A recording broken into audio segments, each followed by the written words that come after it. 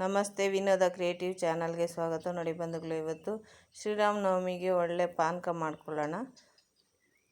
ನೋಡಿ, ಅರ್ಧ tea spoon ಸೋಂಪು ಹಾಕ್ಕೊಳ್ತಾ ಇದ್ದೀನಿ. 1 ಇಂಚಷ್ಟು ಹಸಿ ಶುಂಠಿ ಹಾಕ್ಕೊಳ್ತಾ ಇದ್ದೀನಿ. ಶುಂಠಿನೂ ದೇಹಕ್ಕೆ ತಂಪು, ಜೀರ್ಣಕ್ರಿಯೆಗೆ ಒಳ್ಳೆಯದು.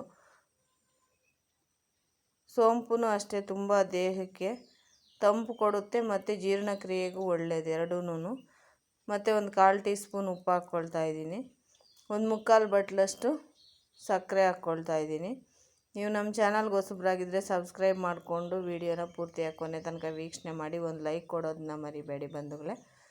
1 ನಿಂಬೆಹಣ್ಣು ಹಾಕ್ಕೊಳ್ತಾ ಇದ್ದೀನಿ. ಈ ಬೇಸಿಗೆಗೆ ತುಂಬ ದೇಹಕ್ಕೆ ತಂಪು ಕೊಡುತ್ತೆ ಮತ್ತು ಜೀರ್ಣಕ್ರಿಯೆಗೂ ಅಷ್ಟೇ ಒಳ್ಳೆಯದು ಸೋಂಪು ಮತ್ತು ಶುಂಠಿ.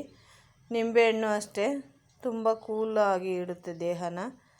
ಆದ್ದರಿಂದ ಈ ಥರ ನಿಂಬೆಹಣ್ಣು ಜ್ಯೂಸನ್ನ ಒಂದು ಸಲ ಮಾಡ್ಕೊಂಡು ಕುಡೀರಿ. ಶುಂಠಿ ಸೋಂಪು ಹಾಕ್ಕೊಂಡು ಕುಡಿಯೋದ್ರಿಂದ ಜೀರ್ಣಶಕ್ತಿ ಹೆಚ್ಚುತ್ತೆ ಮತ್ತು ಮಕ್ಕಳು ತುಂಬ ಇಷ್ಟಪಟ್ಟು ಕುಡಿತಾರೆ. ಯಾವಾಗಲೂ ಒಂದೇ ಥರ ಕುಡಿದಂಗೆ ಈ ಥರ ಮಾಡಿಕೊಡಿ. ನಿಂಬೆಹಣ್ಣು ಹಿಂಡ್ಕೊಂಡಾದ್ಮೇಲೆ ಮಿಕ್ಸಿ ಮಾಡಿಕೊಂಡು ಈ ಥರ ಎಷ್ಟು ಬೇಕೋ ಅಷ್ಟು ನೀರು ಹಾಕ್ಕೊಳ್ಳೋಣ. ಬಾಯಿಗೆ ಅಲ್ಲಲ್ಲಿ ಸೋಂಪು ಶುಂಠಿ ಸಿಗ್ತಾಯಿದ್ರೆ ಜ್ಯೂಸ್ ಕುಡಿಬೇಕಾದ್ರೆ ತುಂಬ ಚೆನ್ನಾಗಿರುತ್ತೆ.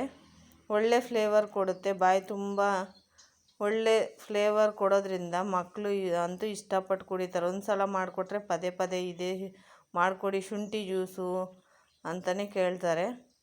ಅಷ್ಟು ಚೆನ್ನಾಗಿರುತ್ತೆ ಬಂಧುಗಳೇ. ನಂತರ ಸೋಸೋದೇನು ಬೇಡ.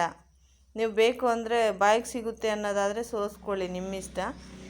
ನಾನೇನು ಸೋಸಲ್ಲ, ಹಾಗೆ ಕೊಡ್ತೀನಿ. ಐಸ್ ಕ್ಯೂಬ್ ಹಾಕ್ಬಿಟ್ಟು ಈ ಥರ ಸರ್ವ್ ಮಾಡಿದ್ರೆ ತುಂಬ ಇಷ್ಟಪಟ್ಟು ಕುಡಿತಾರೆ ಮನೆ ಮಂದಿ ಎಲ್ಲನೂ. ಶ್ರೀರಾಮನವಮಿಗೆ ಈ ಥರ ಮಾಡ್ಕೊಂಡು ಕುಡೀರಿ. ಹೆಂಗೆ ಬಂದಿತ್ತು ಅಂತ ಹೇಳ್ಬಿಟ್ಟು ನಮ್ಮ ಕಮೆಂಟ್ ಮುಖಾಂತರ ಹಂಚ್ಕೊಳ್ಳಿ ಬಂಧುಗಳೇ. ವಿಡಿಯೋ ವೀಕ್ಷಣೆ ಮಾಡಿದ್ದಕ್ಕಾಗಿ ಧನ್ಯವಾದಗಳು.